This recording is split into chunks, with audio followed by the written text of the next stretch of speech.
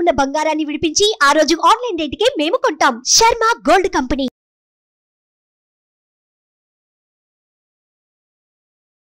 నమస్తే, welcome to Suman TV. నేను మీ యామ్ని. ప్రస్తుతం మనతో ఉన్నారు ప్రముఖ ఆధ్యాత్మికవేత్త డాక్టర్ అనంతలక్ష్మి గారు ఉన్నారు. అమ్మతో మనం మాట్లాడదాం. నమస్తే అమ్మ. నమస్తే తల్లి. అమ్మ, ఇప్పుడు మనం పూజ గది శుభ్రం చేసేటప్పుడు అసలు మనం ఎలాంటి నియమాలు పాటించాలమ్మా?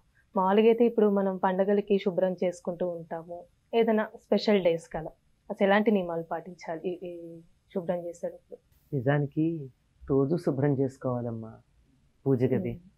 అస్సలు పూజ గదిలో బూజు కానీ దుమ్ము కానీ నిర్మాల్యం అంటారు, అంటే దేవుడికి పెట్టిన పూలు ఉండిపోవటం కానీ అలాగనుకున్నట్టయితే అది మంచిది కాదు. అదొక రకమైన అశుభానికి సంకేతంగా చెప్తారు. కనుక నిత్యం చేసుకుంటే మరీ మంచిది. పూజ గది అంటున్నారు మీరు, అందుకని నేను జాగ్రత్తగా చెప్తున్నాను. పూజ గది నిత్యం శుభ్రం చేసుకోవాలి. ఏమాత్రం బూజు లేకుండా చూసుకోవడం చాలా మంచిది.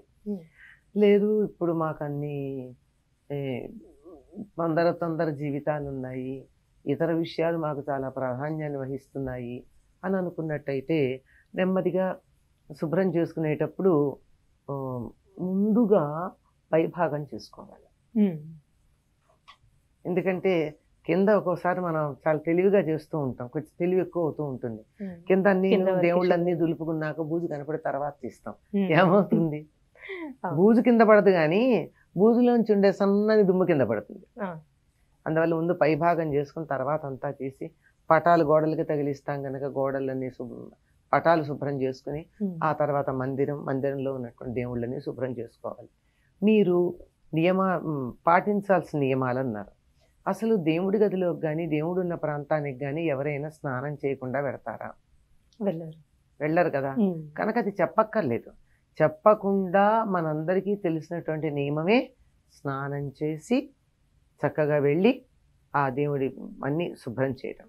ఇక్కడ సాధారణంగా ఏం చేస్తారంటే ఏదో ఒక దేవుడి స్తోత్రమో నామమో చేసుకుంటూ చెయ్యండి మంచిదన్నారు.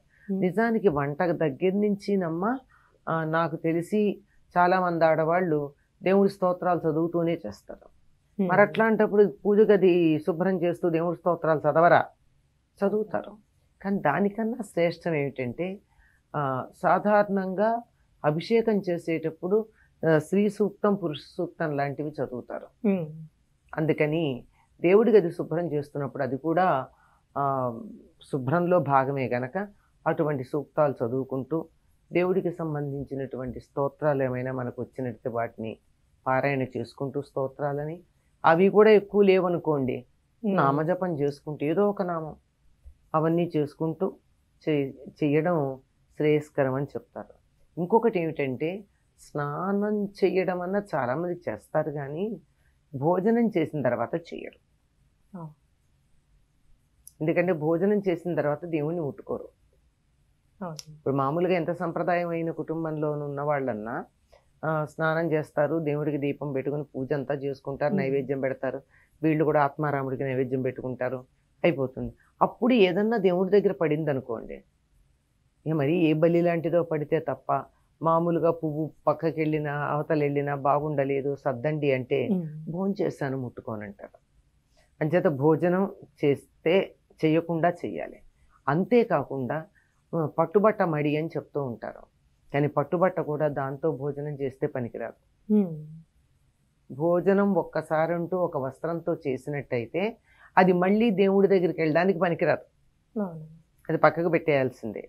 కనుక చక్కగా ఉతికి ఆరేసినటువంటి శుభ్రమైన వస్త్రం కట్టుకోవాలి. దాంతో భోజనం చేస్తే వస్త్రము పనికిరాదు, చేసిన మనిషి పనికిరాదు. అందువల్ల భోజనానికి ముందే చేయాలి, శుభ్రమైనటువంటి వస్త్రం కట్టుకోవాలి. ఈ దేవుడి గదినంతా శుభ్రం చేసుకున్న తరువాత అప్పుడు విగ్రహాలని పటాలని శుభ్రం చేసుకోవాలి. ఎందుకంటే తర్వాత దుమ్ము పడుతుంది కనుక. దేవుడి విగ్రహాలని శుభ్రం చేయడాన్ని పులికాపు అన్న పదం వాడతారు. పులి అంటే పుల్లదనం. ఆ పుల్లగా ఉండేటటువంటి దాంట్లో శుభ్రం చేస్తామంటే చింతపండుతో కానీ నిమ్మరకాయతో కానీ వాటిని చక్కగా పెట్టి రుద్ది దానికి ఉన్నట్టు ఆ పైన పూర్వం మేము కుంకుడుకాయలతో చేసేవాళ్ళం. ఒకసారి అంటూ చింతపండు కానీ నిమ్మకాయ కానీ పెట్టి ఆ తర్వాత దాని మీద బూడిద పెట్టి రుద్దిన తర్వాత అక్కడ పెడితే అప్పటి వరకు షైనింగ్గా ఉన్నది దాని మీద ఉన్న తడి కొంత ఉంటుంది, ఎంత బట్టతో తుడిచినా ఆ తడి వాతావరణంలో ఉన్నటువంటి గాలిలో కలిసి కొద్దిగా మెరుపు తగ్గుతుంది. అది తగ్గకుండా ఉండాలి అంటే చక్కగా శుభ్రం చేసిన తర్వాత కుంకుడుకాయ రసంతో ఒక్కసారి కడగాలి. అస్సలు మళ్ళీ కడిగినప్పుడు ఎంత మెరుపులో ఉంటుందో ఎండాక కూడా అంత మెరుపులో ఉంటుంది. అమ్మ ఇప్పుడు మీరు అన్నారు కదా ప్రతిరోజు శుభ్రం చేసుకోవాలి అని అన్నారు. విగ్రహాల గురించి కదా, దేవుడి గది గురించి. దేవుడి గది ఇప్పుడు శుక్రవారం కూడా మనం శుభ్రం చేసుకోవచ్చమ్మా, ఎందుకంటే ఆ రోజు కొంతమంది ఇలా బూజులు దులపడం అలాంటివి చెయ్యరు. ఇలా అది నిజంగా లోకంలో ఎందుకు ఇటువంటి దురభిప్రాయాలు వచ్చాయో తెలియదు కానీ ఆ రోజు డబ్బులు కూడా అంటే ఆ రోజు మరి అన్నం తినమా, మనం స్నానం చేయమా, ఇల్లు శుభ్రం చేయమా, మరి దేవుడిగా శుభ్రం చేయడానికి ఏం సమస్య? అంటే వారమంతా చేయకుండా ఆ రోజు చేయాలంటే ఏమన్నా ఆలోచించాలి కానీ నిత్యం చేసుకునేటప్పుడు ఏం సమస్య? చక్కగా చేసుకోవచ్చు అమ్మా. ఇంకోటి ఏమిటంటే దేవుళ్ళకు కూడా పులికాపు శుక్రవారం చేయకూడదని కొంతమంది చెప్పారు. నేను ఆశ్చర్యపోయాను. ఎందుకంటే తిరుమలలో స్వామివారికి మూల విరాట్టుగా అభిషేకం చేసేదే శుక్రవారం కదా. మరి మన ఇంట్లో ఎందుకు సమస్య అమ్మా? ఉదాహరణ అక్కడి నుంచి చెప్పాను, నేను వేరే చెప్పాలి కనుక చక్కగా చేయొచ్చు. నిత్యం చేసుకునేటప్పుడు అందులో ఇది భాగం. దీనికి అసలు వారం ఎప్పుడూ చేయకుండా ఒకరు వచ్చేస్తామంటే శుక్రవారం కొంచెం ఆలోచించాలేమో, అది కూడా ఆలోచించమని చెప్పట్లేమో అంటున్నాను. కనుక నిత్యం చేసేదానికి తప్పేం లేదు. అమ్మ ఇప్పుడు దేవుడి గదిని మనం శుభ్రం చేసుకుంటూ ఉంటాం, అలానే అక్కడ పువ్వులు ఉంటాయి, దేవుడికి సంబంధించిన వస్తువులు అంటూ ఉంటాయి, అవి ఏం చేయాలమ్మా అసలు మనం? వాటిని ఎవరు తొక్కని చోట వేయాలి. ఇప్పుడు దాన్ని నిర్మాల్యం అంటారు. ఇప్పుడు దేవుడి గదిని శుభ్రం చేస్తూ ఉంటే దేవుడి మీద పెట్టిన పువ్వు ఎక్కడో కింద పడుతుంది కదా, పటం మీద అయితే ఆ పడిన దాన్ని మనం, అందుకే సాధారణంగా దేవుడి గదిని అన్ని చీపుళ్లతో తోడవరు, దానికి ప్రత్యేకంగా ఒకటి పెట్టుకుంటారు, అలాగే దానికి ప్రత్యేకంగా ఒక బట్ట పెట్టుకుంటారు. ఇంకా కొంతమంది అయితే అసలు చీపురుతో కూడా తోడవరు, చేత్తోనే తుడుచుకుంటూ వస్తారు బట్ట పెట్టుకుని, ఎంత దుమ్ము ఉన్నా.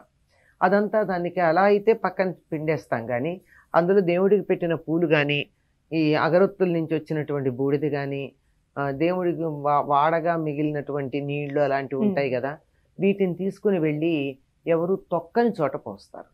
సాధారణంగా తులసి మొక్కను ఎవరు ఏం చేయరు గనక తులసిలో వేస్తారు నీళ్లు మాత్రం, పూజ అది చేసిన నీళ్లు ఉంటే.